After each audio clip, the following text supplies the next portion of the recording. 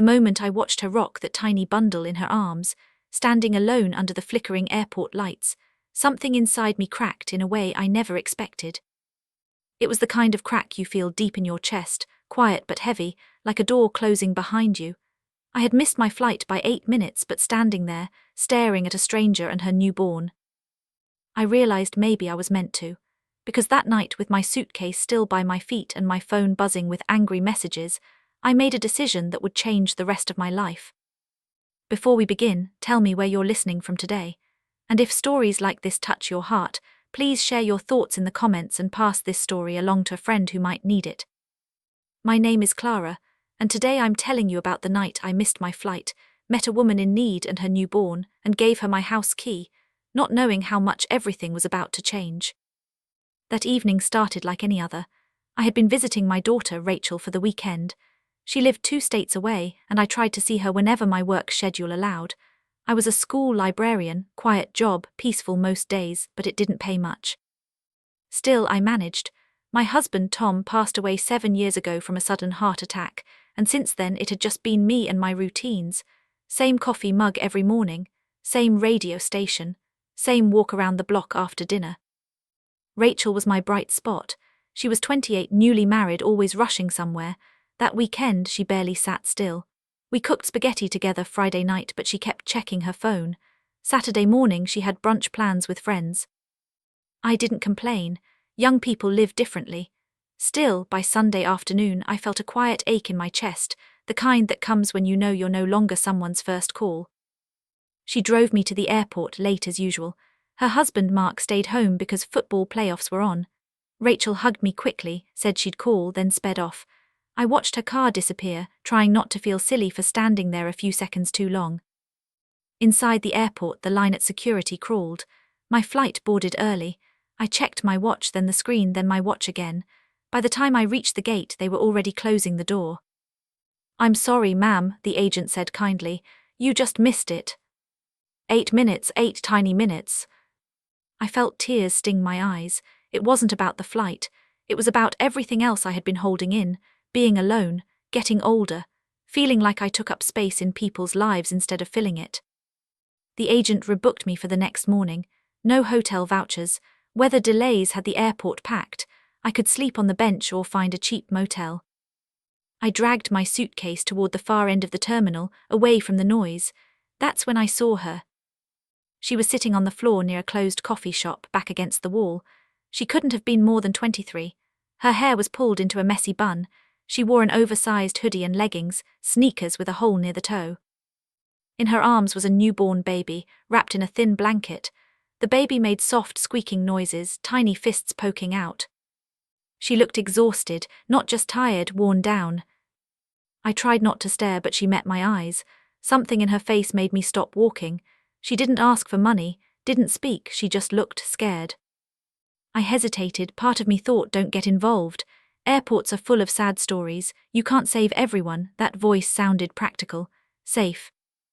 But another voice, the one that still remembered being a young mother myself, whispered, "Go sit with her." So I did. I placed my suitcase down and sat on the cold tile floor a few feet away. "Hi," I said softly. "Your baby's beautiful." She smiled weakly. "Thank you." We sat in silence for a moment. The baby yawned, tiny mouth opening wide. I laughed before I could stop myself. That's the biggest yawn I've ever seen. She laughed too, then quickly looked down, as if she wasn't sure she was allowed to. "I'm Clara," I said. "Emma," she replied. "This is Noah." I leaned closer. Noah had dark hair, thick for a newborn. His skin was warm and smelled faintly like milk. "How old is he?" I asked. 3 weeks, she said. My heart clenched. "You're traveling with a 3-week-old." She nodded, trying to. I waited. She didn't say more, but her eyes filled with tears. I handed her a tissue from my bag. "I don't mean to pry," I said gently, "but are you okay?" She shook her head slowly. "No." That one word carried everything. She told me pieces, not all at once. Her boyfriend Tyler left when she was 6 months pregnant, promised to come back. Never did. She had been staying with his mother, who blamed Emma for everything. Last night she was told to leave. Emma packed a bag, took what little money she had, and bought a bus ticket to go stay with her aunt in another city. But the bus station was closed for maintenance, so she came to the airport hopping to find a cheap flight. She didn't have enough. I thought maybe I could just sleep here, she said, but security keeps telling me I can't stay in one place too long. Her voice trembled. She hugged Noah closer. I felt my chest tighten again. The practical voice tried to come back. You don't know her. This could be dangerous. But then Noah whimpered, and Emma rocked him gently, humming something soft and shaky. I remembered holding Rachel like that. My mother had helped me then. Tom had been there. Emma had no one. Have you eaten? I asked. She shook her head. I bought her a sandwich from a vending machine and a bottle of water. She tried to refuse. I insisted. Thank you, she whispered. I'm sorry. Don't be sorry, I said. Just eat. She ate slowly, like she was afraid it might disappear. We talked more. She had dropped out of community college, worked at a daycare before she got pregnant. Tyler was charming at first, then controlling. He didn't want her to work, didn't want her to talk to friends, promised he'd take care of her. I knew that story too well. What about your parents? I asked. Her face closed. My dad died. My mom, she's not really in my life. I nodded. Some wounds don't need details. By the time she finished eating, the terminal was quieter. Night flights had gone.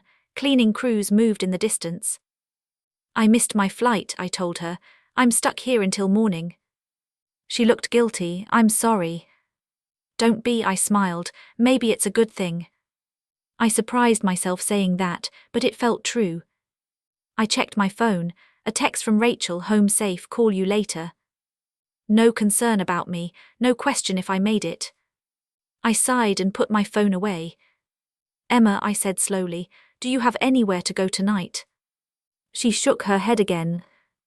There it was, the moment, the decision point. I live about 20 minutes from here, I said. It's nothing fancy, but it's warm and you can sleep in a real bed, just for the night. Her eyes widened. I can't impose. You're not imposing, I interrupted. I have a spare room, and I'm not leaving until tomorrow anyway. She hesitated. I don't even know you. I know, I said, but I know you need rest. Noah started fussing again, and she bounced him gently. I stood up. Come on, my car in the garage. She stared at me like she was trying to decide if this was real. Finally, she nodded. Okay. We walked together, slow because she was tired. In the car, she kept apologizing. I'm really grateful, she said. I promise I won't cause trouble. I believe you, I replied. The drive was quiet. Soft radio music played. Noah fell asleep. When we reached my house, I suddenly felt nervous. My place was small, 2 bedrooms, clean but not stylish, photos of Tom on the wall, old furniture, but it was home. I unlocked the door and let her in. She gasped softly, it's so cozy. I smiled. No one had called my house cozy in years. I showed her the guest room, fresh sheets, an old quilt my mother had made. She ran her hand over it. It's beautiful, she whispered. Bathroom's down the hall, I said. There are clean towels. She nodded, eyes shining. I made her tea while she fed Noah in the room. The house felt different with them there, lived in, warm. Later she came out, baby asleep in her arms. I don't know how to thank you, she said. You already did, I replied. You trusted me. We sat at the kitchen table. The clock ticked loudly. I hadn't noticed how quiet my house usually was. Where is your aunt? I asked. In Fairview, she said, 2 hours away. She said I could stay for a bit, but she doesn't know I'm coming yet. Does she know about Noah? She nodded. She said we could figure things out. I hoped that was true. You should sleep, I told her. She stood, then paused. Clara. Yes. Why are you helping me? I thought about it, about Tom, about Rachel, about how lonely my house felt most nights. Because once a woman helped me when I needed it, I said, and I never forgot. She smiled, a real smile this time.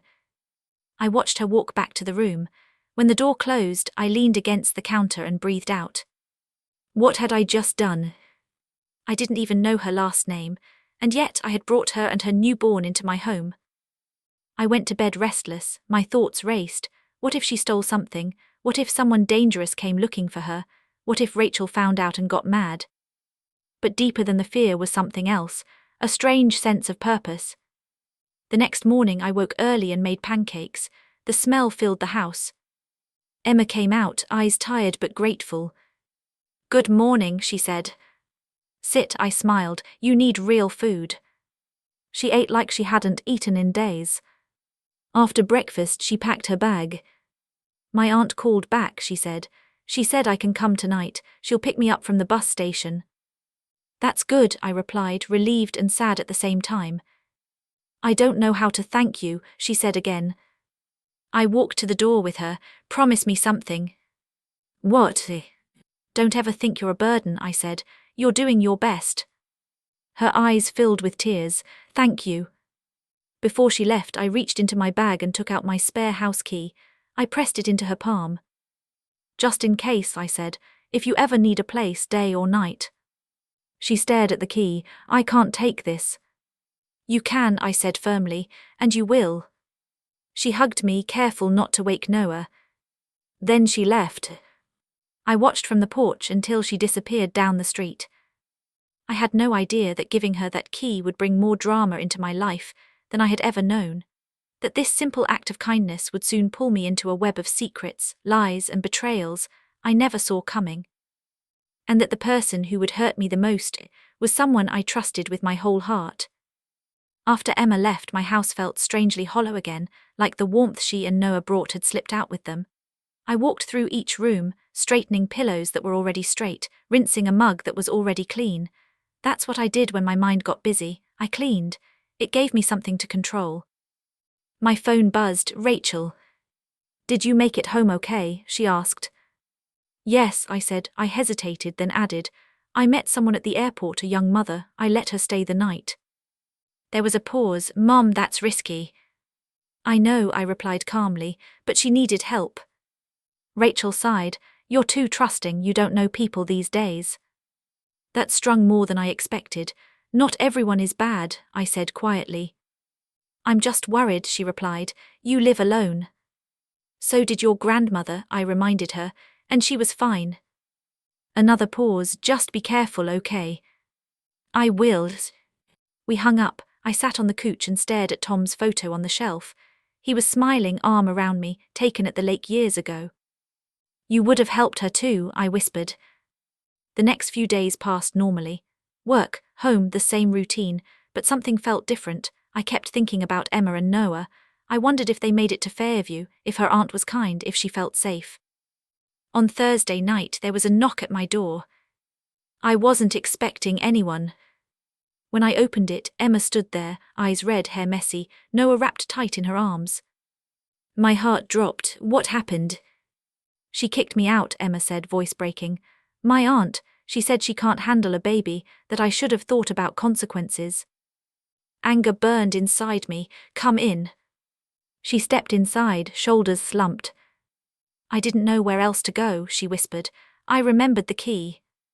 I hugged her. "You're safe here." She cried into my shoulder, quiet sobs so she wouldn't wake Noah.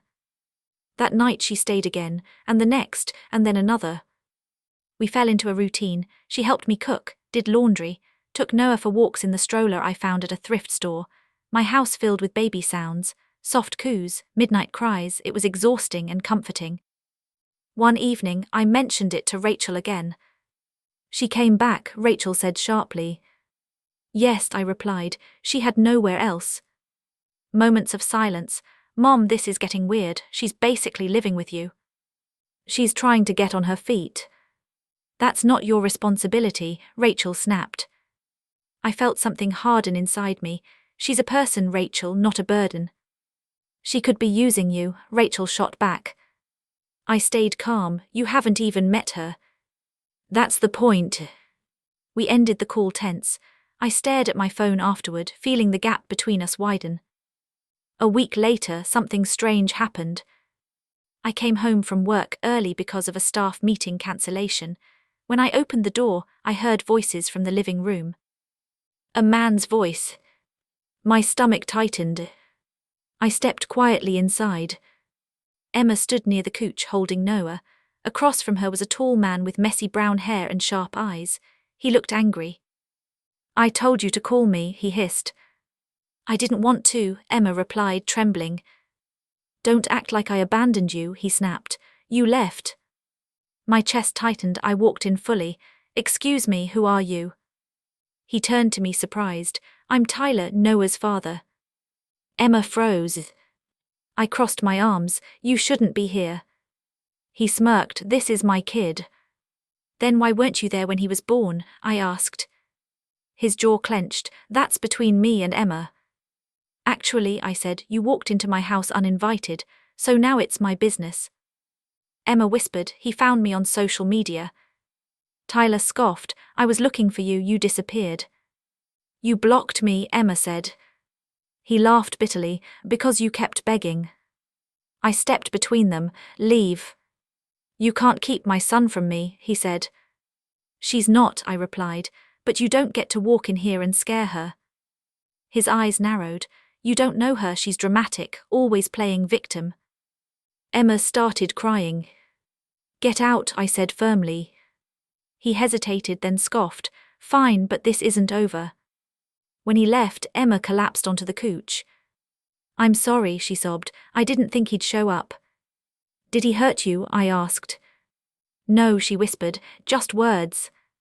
I sat beside her. You don't owe him anything. She nodded, but fear stayed in her eyes.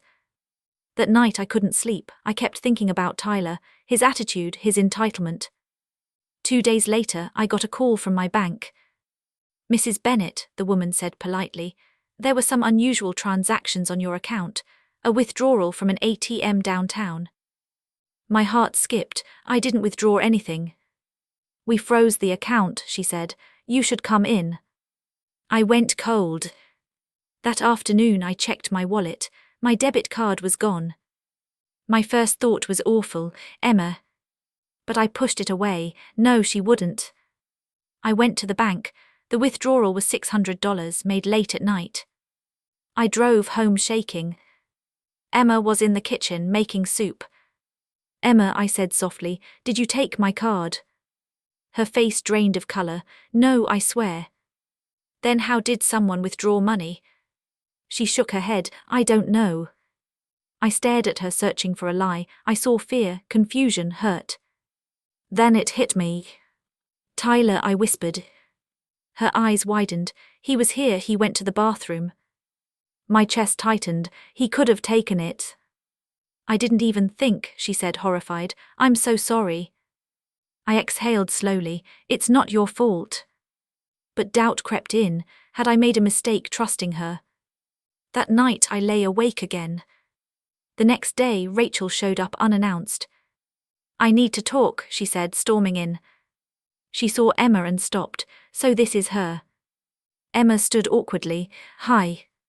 Rachel didn't smile. Mom, can we talk alone? We went to the kitchen. This is too much, Rachel whispered. A stranger living with you, her ex showing up, now money missing. How do you know about the money? I asked. She texted me, Rachel said. She said your card went missing. I turned slowly. You told Rachel. Emma appeared in the doorway. I was scared she'd think it was me. Rachel crossed her arms. Well, it looks bad. I felt a lump in my throat. Rachel, enough.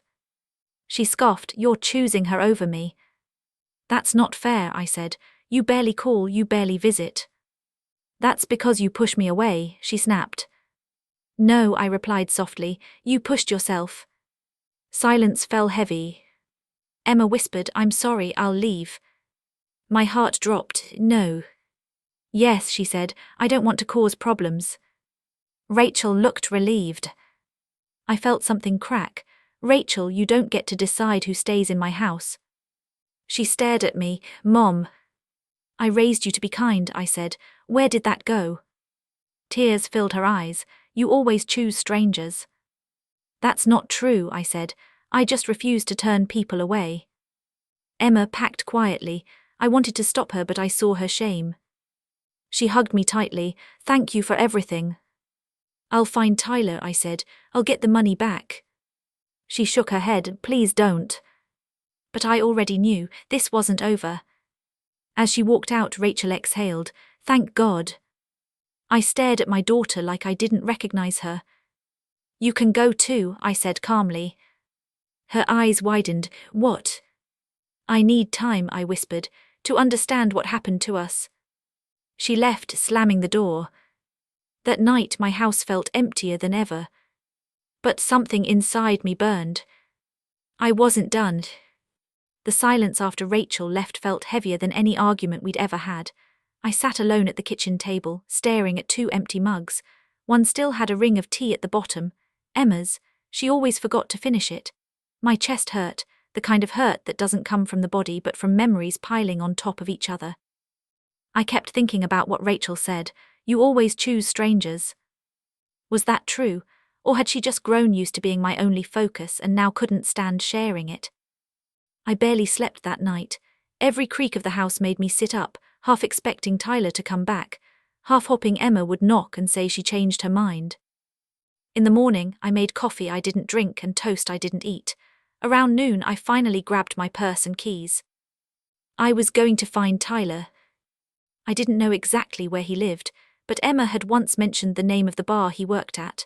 Rusty Anchor, downtown. I drove there with my hands shaking on the wheel. The bar was dim even in daylight, smelled like old beer and fryer grease. A few men sat at the counter, staring at a muted TV. Can I help you? The bartender asked. I'm looking for Tyler, I said.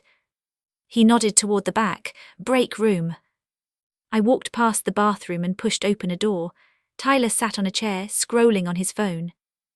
He looked up and smirked. You again. We need to talk, I said calmly. About what? He asked, standing up. You here to yell at me some more? You took my card, I said. You stole money. His eyes flashed, then he laughed. Prove it. You were in my house. That night is when it happened. So, he shrugged, you're accusing me with no evidence. Emma told me, I said. She's a liar, he snapped. Always has been. She's raising your child alone, I replied, while you hide. He stepped closer. You don't know our story. I know enough, I said. Give me the money back. He stared at me, then sighed. Fine. He pulled out his wallet and handed me a few bills. Happy now? It was only $200. I need the rest, I said. That's all I got, he snapped. Take it or leave it. I took it. If you ever come near her again, I'll call the police. He scoffed. You don't scare me. Maybe not, I replied, but the law should. I left shaking but relieved.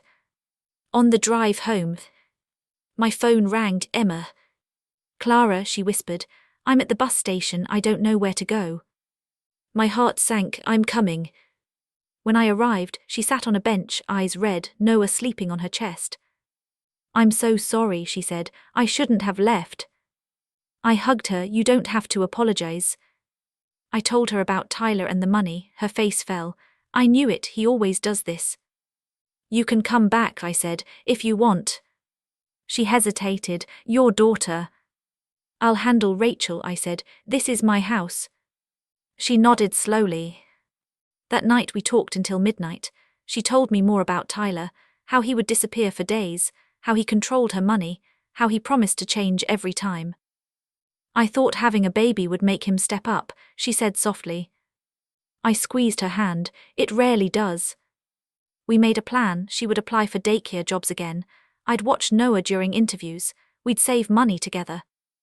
The next day, Rachel called. Mom, she said quietly, can we talk? Come over, I replied. She arrived tense, saw Emma sitting on the couch. So she's back, she muttered. Yes, I said, and she's staying. Rachel crossed her arms. You're choosing her. No, I replied, I'm choosing kindness. Emma stood. I'll go to the room. No, I said, stay. Rachel looked uncomfortable. Mom, this is unhealthy. What's unhealthy, I said, is how cold you've become. Her eyes filled. You don't understand. Then help me, I replied. Talk. She sat slowly. After Dad died, you shut down. My chest tightened. That's not true. You stopped needing me, she whispered. You had your routines, your job. I felt replaceable. Tears filled my eyes. Rachel, I was broken. I know, she said, but I was too. Silence stretched. Emma spoke softly. I lost my dad too. Rachel looked at her, surprised. I'm sorry, Emma added.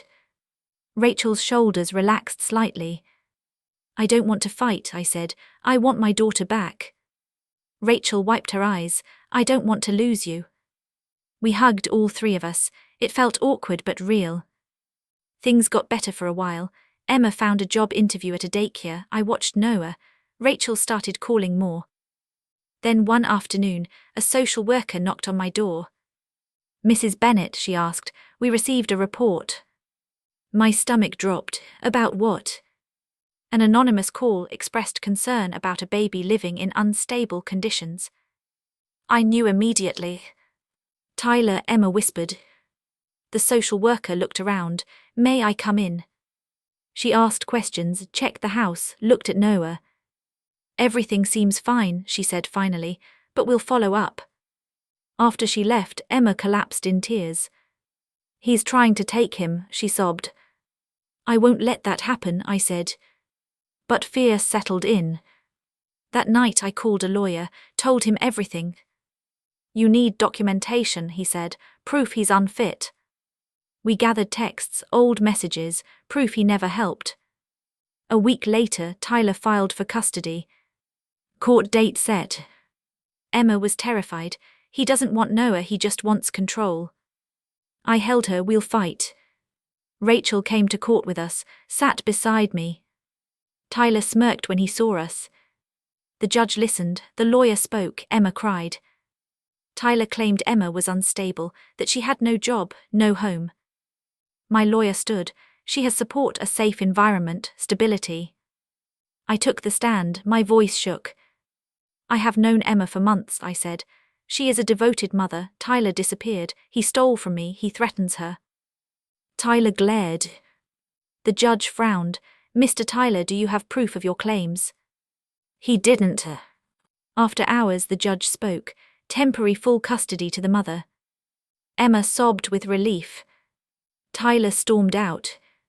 Outside, Emma hugged me. You saved us. I shook my head. You saved yourself. Rachel wiped her eyes. I'm proud of you, Mom. We went out for coffee after, laughed a little. Noah slept. But something was coming, I could feel it. A storm still waiting to break. Even after the court ruling, peace didn't settle the way I hoped it would.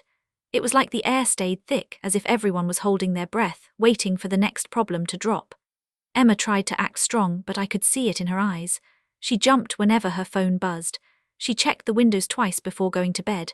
I started locking the door even in the middle of the day. One evening, while I was washing dishes, Emma stood quietly in the doorway. Clara, she said softly, I think Tyler followed me today. My hands froze in the sink. What do you mean? I was walking Noah in the stroller, she explained. A black car passed me slowly.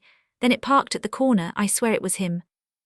Fear crawled up my spine. Did he talk to you? No, she shook her head, but he just watched. That night I barely slept. Every passing car made me sit up. I kept Tom's old baseball bat by my bed, feeling foolish but safer. A few days later, Rachel invited us to dinner. I want to make peace, she said. Emma hesitated, but I encouraged her. It'll be good. Rachel lived in a modern apartment with white furniture and bright lights. She made roasted chicken, something she learned from a cooking app. We sat at the table trying to feel normal. Rachel looked at Emma. So daycare. I got the job, Emma smiled shyly. I start Monday. That's great, Rachel said, surprised. Congrats. Emma relaxed a little. Halfway through dinner, there was a knock. Rachel frowned. I'm not expecting anyone. She opened the door. Tyler stood there. My heart slammed. What are you doing here? Rachel asked, confused. He smirked. I'm Emma's family. Emma froze. I know your address now, he said, eyes on me. Funny how things spread. Leave, I said. Rachel looked between us. What's going on? Tyler stepped in. I just want to see my son.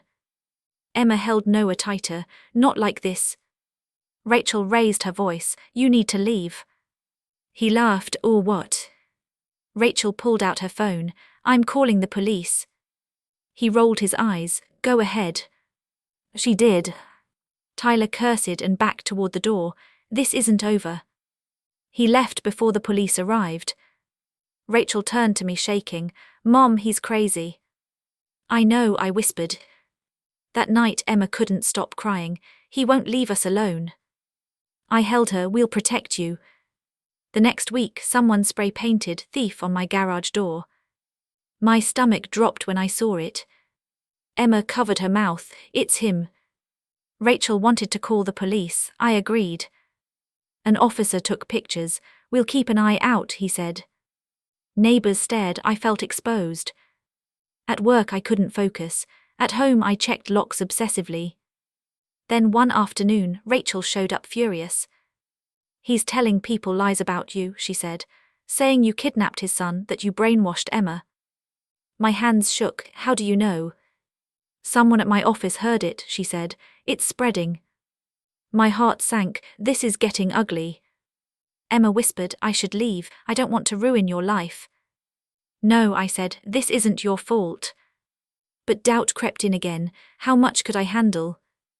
That night I sat alone, staring at Tom's photo. I'm tired, I whispered. I don't know if I'm strong enough. But I thought of Emma's eyes when she holds Noah, of how lost she looked the night I met her. I couldn't quit now. The next day, the school principal called me into her office. Clara, she said gently, there's a rumor circulating. My chest tightened. About me. Yes, she said, something about a kidnapping situation. I felt dizzy. It's not true. I know, she said, but we have to be careful. Parents are nervous. Tears burned. So what are you saying? Just keep things calm, she replied. I walked out shaking. That evening, Rachel came over. This is too much, she said. He's ruining your reputation. I don't care about gossip, I replied.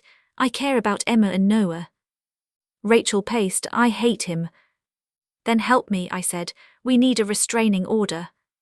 She nodded. I'll help. We went to the courthouse, filed paperwork, gave statements. Tyler didn't show up to the hearing. The judge granted a temporary restraining order. Emma cried with relief. But peace still didn't come.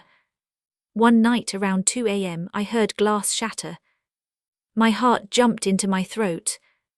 I grabbed my phone and baseball bat and ran downstairs. The back window was broken. Emma stood frozen, clutching Noah. Stay upstairs, I whispered. I called 911. Police came quickly. They searched, no one found. They're trying to scare us, Emma sobbed. The officer nodded. Probably. I felt rage rise. He's terrorizing us. After they left, I locked every door and window. We slept in the living room together. The next morning, I made a decision. I'm not hiding anymore, I said. I'm going public. Emma looked scared. What do you mean? I'm telling my story, I replied. At church, at work, everywhere. Rachel supported me. People need the truth. That Sunday, I stood at church, hands shaking. My name is Clara, I said, and someone is spreading lies about me. I told them everything, about Emma, about Tyler, about the court. People listened, some cried, some nodded. After, a woman hugged me. You're brave. Another offered help, babysitting, meals, support. The lies started losing power. Tyler's friends stopped talking. Then the police called. We caught him, the officer said, breaking into another house. He had your address written down. Relief washed over me. Emma cried, is he going to jail? Possibly, the officer replied. We're charging him. Finally, the storm broke. We sat together that night, exhausted but safe. Rachel hugged me. I'm sorry, Mom. It's okay, I said. We're learning. Emma smiled softly. You saved us. I shook my head. We saved each other. But there was still healing to do. The house felt quieter after Tyler was arrested, but it wasn't an empty quiet anymore. It was the kind of silence that comes after a storm passes. Heavy, yes, but calmer, like the world finally took a deep breath. Emma barely slept the first few nights. Every creak made her flinch, I understood. Fear doesn't disappear just because danger leaves the room. It lingers, it waits. One evening, while I was folding laundry, Emma sat across from me, rubbing Noah's tiny hand between her fingers. "Clara," she said softly, "why are you really doing this?" I looked up. "What do you mean?" "Helping me, standing up to him, risking your reputation." Her eyes filled. "You don't owe me anything." I folded a towel slowly. When Tom died, I was so lost. People kept telling me to be strong, but no one told me it was okay to fall apart. I wished someone would just sit with me in the mess. She nodded. "You did that for me." "Yes," I said, "because I needed it once too." That night, Rachel joined us for dinner. It felt different now. "Softer." "I talked to Mark," she said quietly. "We're starting counseling." I raised my eyebrows. "That's good." She smiled weakly. "I think I was taking my anger out on you." I squeezed her hand. "We're both learning." Emma watched us, eyes thoughtful. Weeks passed. Emma worked at the daycare, came home tired but smiling. She loved it there. Kids filled the room with noise and life. "I forgot how good this feels," she said once, "to be useful." "You've always been useful," I replied. "You just forgot." Rachel started coming over more, holding Noah, changing diapers awkwardly. "I'm not cut out for this," she laughed. Emma smiled. "You get better." One afternoon, I got a call from the police station. "Mrs. Bennett," the officer said, "Tyler's family is pushing for visitation." My heart dropped. "What?" "They're claiming he deserves a second chance." I told Emma. Her face went pale. "They'll try to take Noah," she whispered. "We won't let them," I said firmly. We met with the lawyer again. He explained everything carefully. "They'll argue he's changed," he said, "but we have evidence." Court was set again. Rachel insisted on coming. "He won't scare us anymore." In court, Tyler looked smaller, less confident. He avoided eye contact. His lawyer talked about mistakes, about growth, about family. Our lawyer stood. "Growth doesn't come from terrorizing people." Emma testified. Her voice shook, but she stood tall. "He never wanted Noah," she said. "He just wanted control." Tyler interrupted. "That's not true." The judge silenced him. I took the stand again. "He broke my window," I said. "Stole from me, lied about me. He's not a safe man." The judge nodded. After hours, she spoke. "Supervised visitation only. At a facility, no direct contact." Emma cried with relief. Outside, Rachel hugged her. "You're so strong." Emma smiled weakly. "I don't feel strong." "That's how strength works," I said. "You don't notice it." Life slowly stabilized. Emma saved money, found a small apartment close to the daycare. It wasn't fancy, 1 bedroom, small kitchen, but it was hers. "I'm scared," she admitted while packing, "to be alone again." "You won't be," I said. "I'm 5 minutes away." Rachel helped decorate. She brought plants.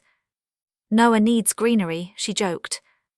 Moving day was emotional. Emma hugged me tightly. "I wouldn't be alive without you," she whispered. I laughed softly. "Don't be dramatic." "I mean it," she said. "You gave me a second chance." I gave her the spare key again, just in case. She smiled. "You'll always be my emergency person." After she moved, my house felt quieter again, but not empty. Rachel visited often. We had coffee on Sundays, laughed like we used to. One day, Rachel confessed something. "I was jealous of Emma," she said quietly. I blinked. "Why?"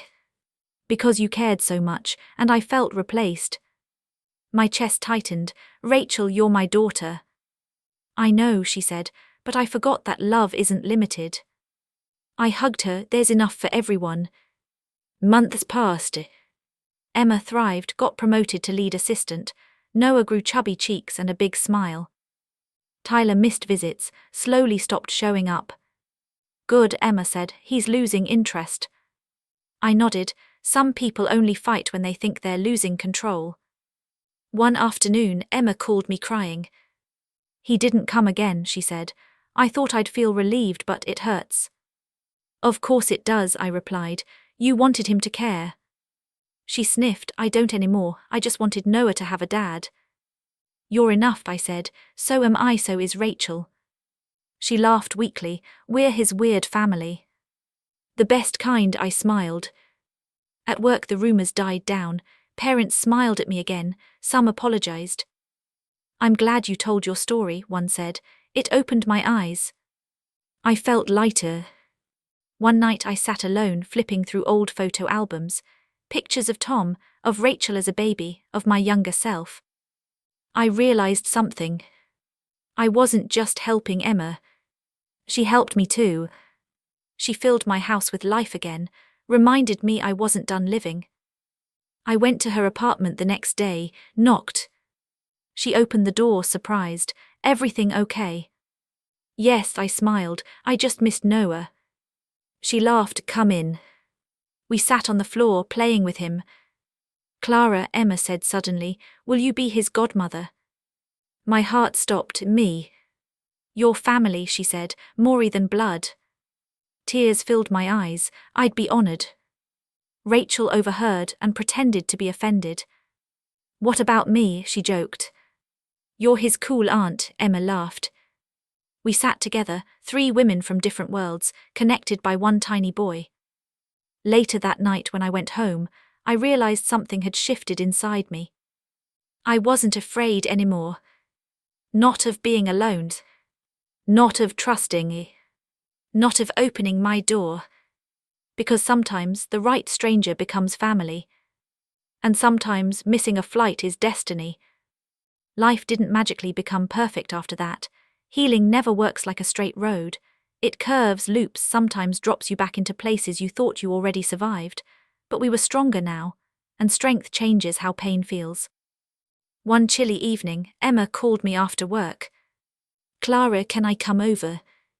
Her voice sounded small again, like that first night at the airport. Of course, I said. What's wrong? She hesitated. Tyler's mother contacted me. My stomach tightened. What did she want? She says she wants to see Noah, that she regrets everything, that she didn't mean to push me out. I sighed slowly. Do you believe her? I don't know, Emma whispered. Part of me wants to believe people can change.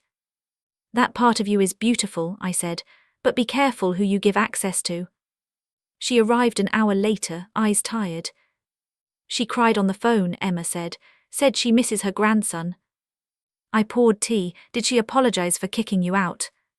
Sort of, Emma shrugged. She said she was scared. I sat across from her. Fear doesn't excuse cruelty. She nodded. But what if I'm being unfair? You're allowed to protect your peace, I replied. That's not cruelty. Rachel came over too. We talked it through like a family meeting. I wouldn't trust her, Rachel said bluntly. She raised Tyler. Emma frowned. That's not fair.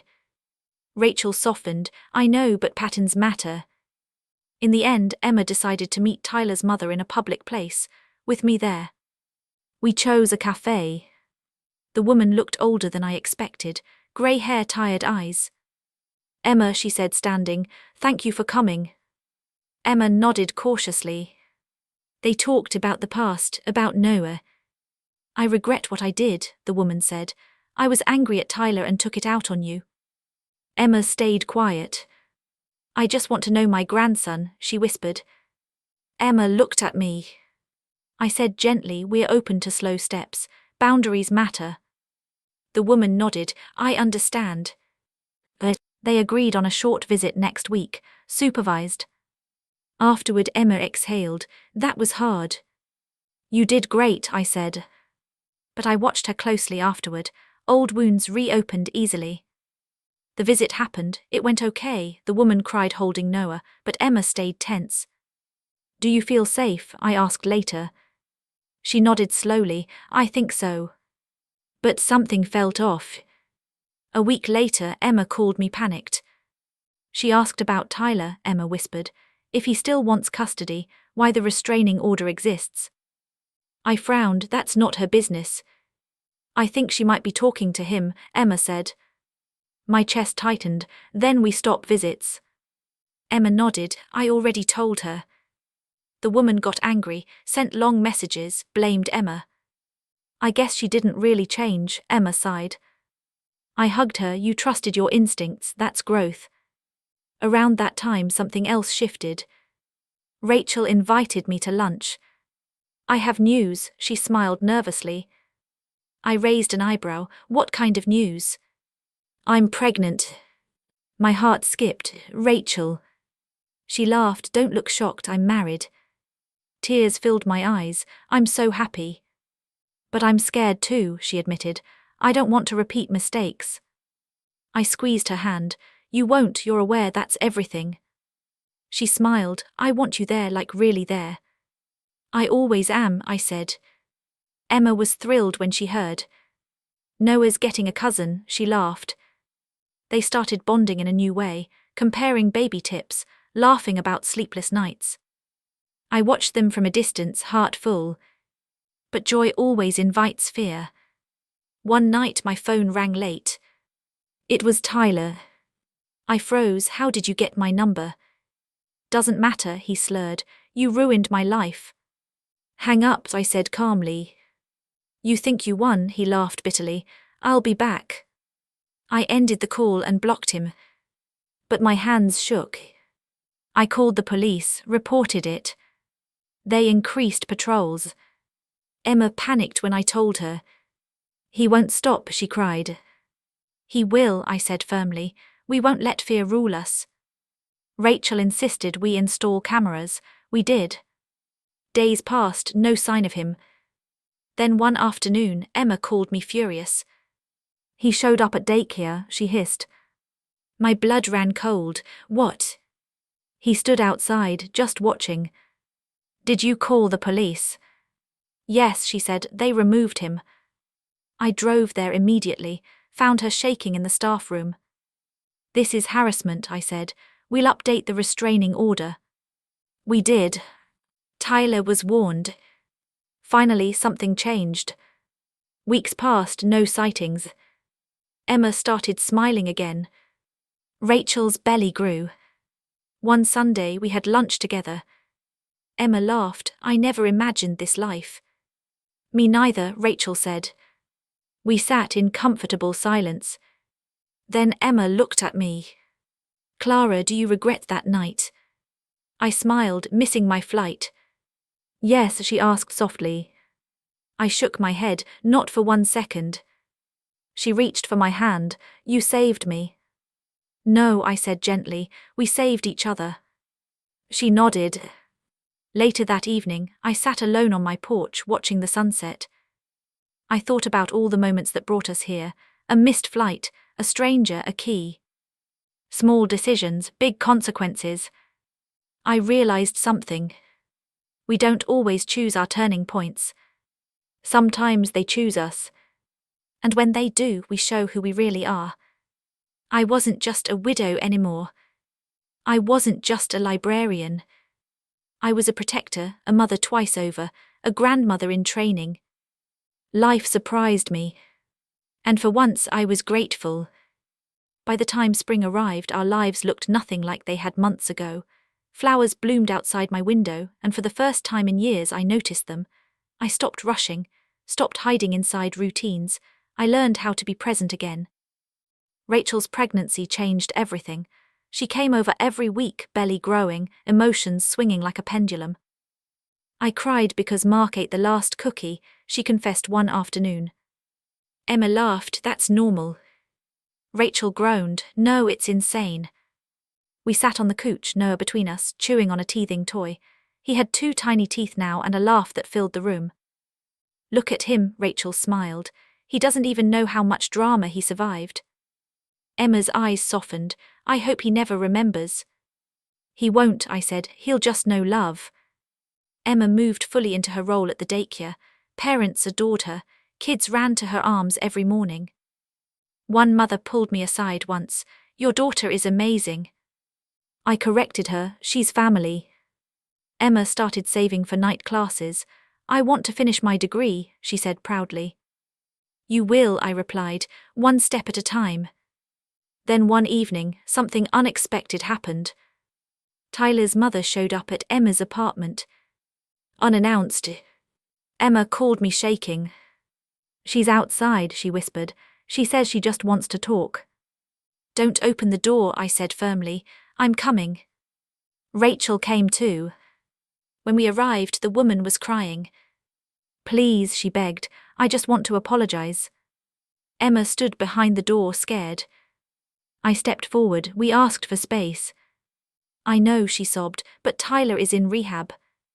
That caught us off guard. What? Emma whispered. He finally hit bottom, she said.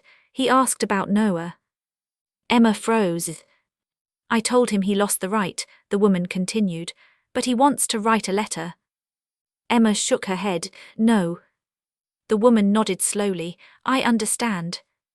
She handed over an envelope, just in case. Then she left. Emma stared at the letter. I don't want to read it, she said. Then don't, Rachel replied.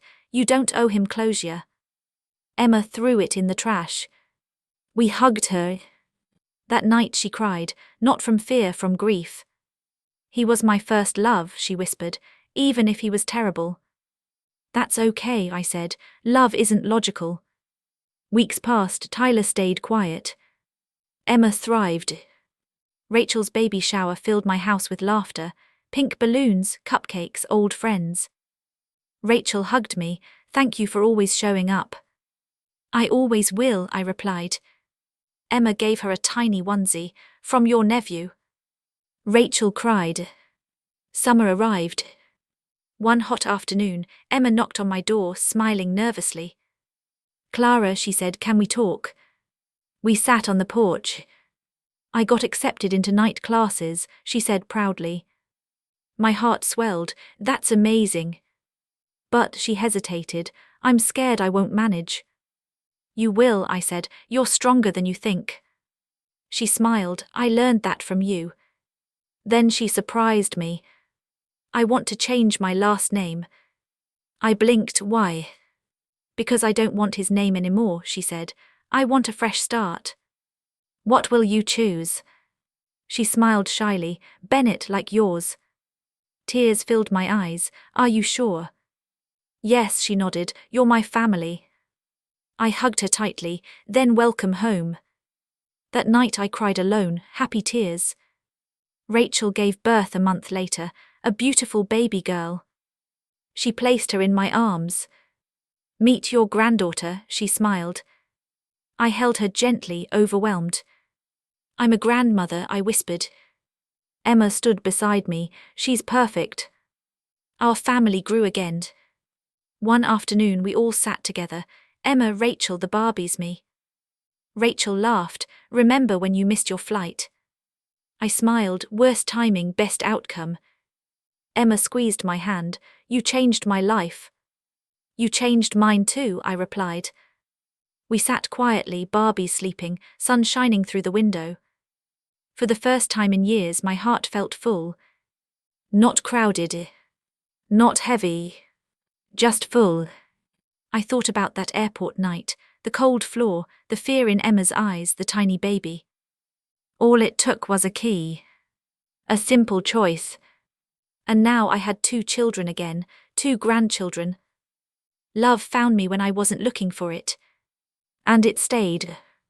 You know, life has a funny way of testing our hearts. Sometimes it's not through big dramatic moments, but through small choices that don't feel important at the time, like missing a flight, like sitting down next to a stranger, like handing over a spare key you almost decided to keep in your pocket. That night at the airport I didn't feel brave. I felt tired, lonely, unsure, but I listened to that quiet voice inside me that said, help her, and because of that my life opened in ways I never could have planned. I gained a daughter I didn't give birth to. I gained a grandson who taught me how to laugh again. And I learned that love doesn't run out just because you give more of it away. If you're listening right now and you're standing at your own crossroads, unsure whether to trust, unsure whether to help, unsure whether to open your heart again, I want you to know something. You don't have to save the world. You just have to show up where you are. So tell me, would you have given her the key? Share your thoughts with me in the comments. I read every single one, and if this story touched you, please share it with someone who might need a little hope today. Thank you for listening. This is Clara, reminding you that sometimes the flight you miss is the life you were meant to find.